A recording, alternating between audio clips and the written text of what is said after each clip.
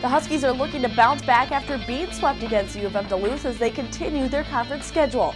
Hello and welcome to another edition of the St. Cloud State Husky Hockey Weekend Preview.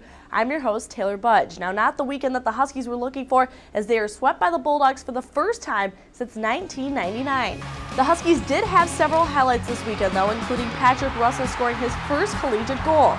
The nice wraparound goal was recognized as the 5th best goal of the week in the NCHC and in the NCAA.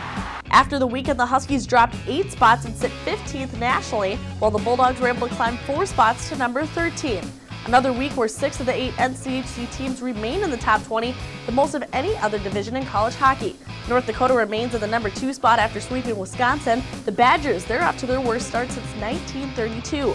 Miami of Ohio sits in 7th, while Denver dropped to 11th, and Nebraska-Omaha sits right above the Huskies in 14th.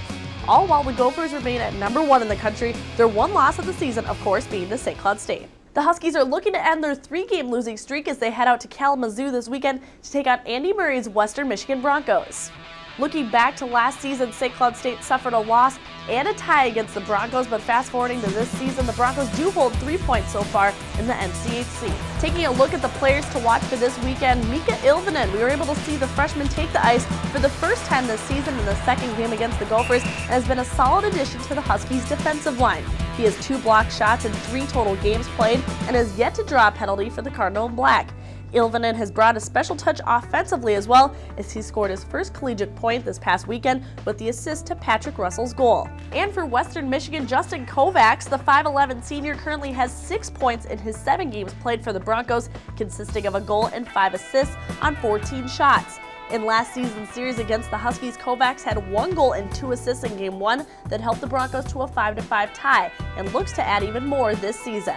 Even after the sweep last weekend, sophomore Charlie Lindgren had several remarkable saves to keep the Huskies in both games. He currently holds a 3-5-0 record after starting all 8 games so far for the Huskies, while posting a .903 save percentage with a 2.66 goals against average. The Broncos have switched between 2 goaltenders this season, but junior Lucas Hafner has been leading in minutes so far this year and posts a 2-3-0 record in between the pipes. Hafner holds a .906 save percentage with 2.63 goals against and is coming off a loss against Denver last weekend.